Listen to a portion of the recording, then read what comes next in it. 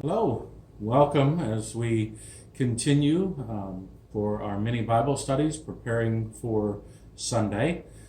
Today, Monday, the October the 5th, as we look ahead to the 19th Sunday after Pentecost. Today, looking at the first reading for Sunday, coming from the Old Testament prophet Isaiah in the 25th chapter, verses 1 through 9. And I would like to share for you the introduction to the reading, then the reading itself, and give you some of my reflections on the reading. After a hymn of praise, acknowledging God as a shelter for the poor, the prophet portrays a wonderful victory banquet at which death, which in ancient Canaan was depicted as a monster swallowing up everyone, will be swallowed up forever. The prophet urges celebration of this victory of salvation. O Lord, you are my God. I will exalt you. I will praise your name, for you have done wonderful things, plans formed of old, faithful and sure. For you have made the city a heap, the fortified city a ruin. The palace of aliens is a city no more. It will never be rebuilt. Therefore, strong peoples will glorify you. Cities of ruthless nations will fear you. For you have been a refuge to the poor, a refuge to the needy in their distress, a shelter from the rainstorm and a shade from the heat. When the blasts of the ruthless was like a winter rainstorm, the noise of aliens like heat in a dry place, you subdued the heat with the shade of clouds. The song of the ruthless was stilled. On this mountain, the Lord of hosts will make for all peoples a feast of rich food, a feast of well-aged wines, of rich food filled with marrow, of well-aged wines strained clear. And he will destroy on this mountain the shroud that is cast over all peoples, the sheet that is spread over all nations. He will swallow up death forever. Then the Lord of hosts will wipe away the tears from all faces, and the disgrace of his people he will take away from all the earth, for the Lord has spoken. It will be said on that day, Lo, this is our God. We have waited for him, so that he might save us. This is the Lord, for whom we have waited. Let us be glad and rejoice in his salvation. Before giving some reflections on this passage for Sunday, I will say that verse 6 is one of my favorite verses in the Bible, and one which could be considered an end times or apocalyptic prediction from Isaiah. Let me read it for you again. On this mountain the Lord of hosts will make for all peoples a feast of rich food, a feast of well-aged wines, of rich food filled with marrow, of well-aged wines strained clear. And as you look at me, you may be able to guess why a verse about a banquet would appeal to me. Today's reading, it begins with a hymn of praise to a victorious God.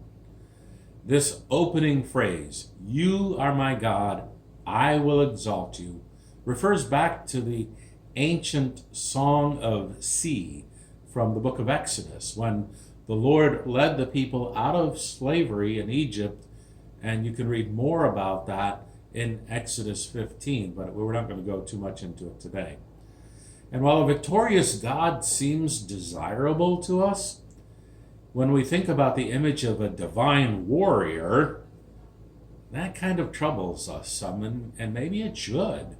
When the costs of war are so clear, especially in terms of human life, and the effects of war, the after effects, are so gloomy, then again the specific content of this hymn casts the matter in a different light.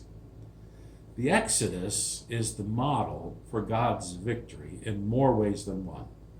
In the same way as God delivered an oppressed people from an imperial power in Egypt, so too today's reading expresses a special divine concern for the poor and the needy who need shelter from the ruthless.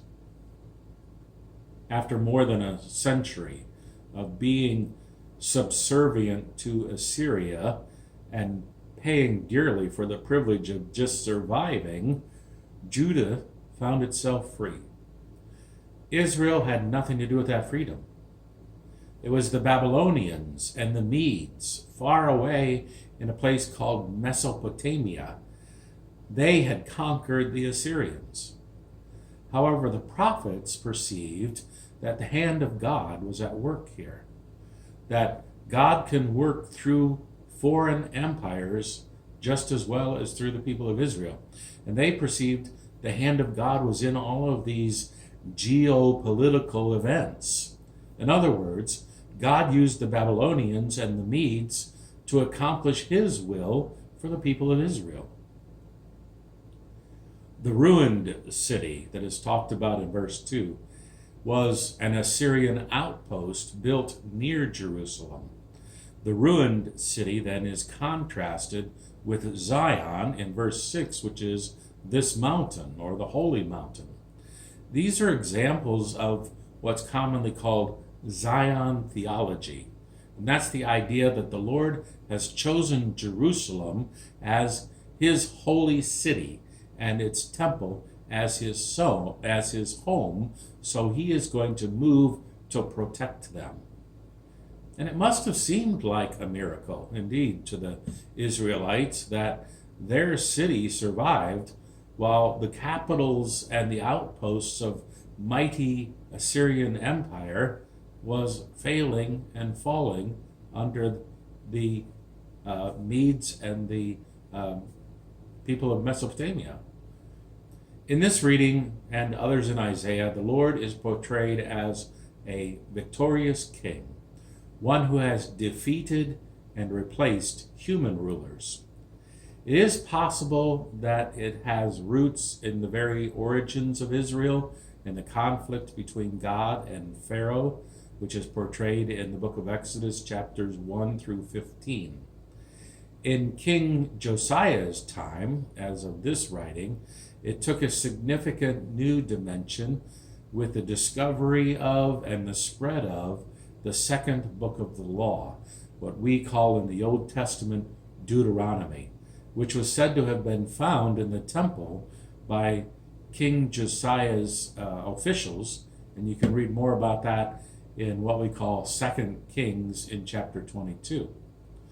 So the Assyrians had taught the Israelites, while they were oppressing them, that they needed to love the Assyrian Lord as much as they loved themselves. The book of Deuteronomy responds to that. You shall love the Lord your God with all your heart and with all your soul and with all your might. Does that sound familiar? This was Jesus' response when he was asked to name the greatest commandment. So this pledge is for a complete love for God. The word all is used 3 times about everything in us. And it grows out of this forced subservience to a foreign oppressor. In his role as the victorious king, it is also incumbent upon the Lord of hosts to host a victory feast. That was also the expectation of human kings. And the examples of hosting a banquet is an expression of power within the Bible. And it is including such feasts as hosted by Pharaoh and later in Israel by King Solomon. Feasting. It can be a mechanism of either inclusion or exclusion. You had to be invited to the banquet. And like any social gathering, the one who hosts is the one who decides who gets in. So this vision in verse 6 is strikingly inclusive. It is including all peoples. It is the vision of time for ambition and for abundance. And all peoples means everybody in the world, not just the people of Israel. The feast that the Lord hosts is also not some common everyday meal. Even the vocabulary used here for aged, strained wines and the bone marrow, this is uncommon. These were elite items in their culture, though the wine is probably more akin to something like we're used to drinking now, where it has been strained clear. More commonly for their time, wine was served fairly young and with the sediment still there from the dregs. So not only were you drinking wine that had particles in it and pieces in it, you didn't get the best of the best. For an ancient Near Eastern audience, the image of death being swallowed up would have been a pleasant reversal, because death was commonly seen as a deity itself, as a god itself, and in general world histories it was seen as a monster, the great swallower.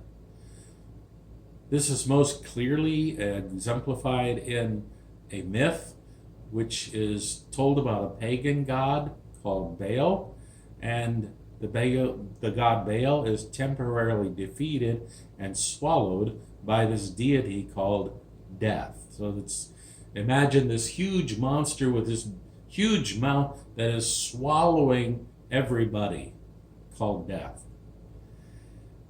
This is also talked about in some terms in Isaiah 5 verse 14, which reads, Sheol has enlarged its appetite and opened its mouth beyond measure. The nobility of Jerusalem and her multitude go down. Sheol was a shadowy place of death. Everybody went there. So Sheol has enlarged its appetite and opened its mouth. Here's that vision again of a giant swallower, a monster that just swallows up everything and everybody. So this victory over death, and what Paul later refers to as victory over death, opens up an interpretive horizon beyond even the imagination of this author of this passage. Everybody lives, to some degree or another, under the threat of mortality. And so this passage's message can speak to anyone at any time. To some folks, some people you may know, death looms more directly in their line of sight. We're closer to death now than we felt like we were at age 20 or 30 or 40 even. To some, so we're looking right at it. Here is some, what we might call the gospel or good news in the Old Testament. And it should be particularly comforting. Often this passage is used starting at verse 6 at funerals. Death has no power over God. This great swallower, this image of a monster that swallows everything and everyone, has no power over our God. Quite the opposite is true. Proverbs 15:11 reads, Sheol and Abaddon lie open before the Lord. Hopefully you find comfort in these words today. Thank you for joining me as we begin this week looking ahead to the 19th Sunday after Pentecost, October the 11th, 2020. We hope you're having a great day today. Take care and God bless.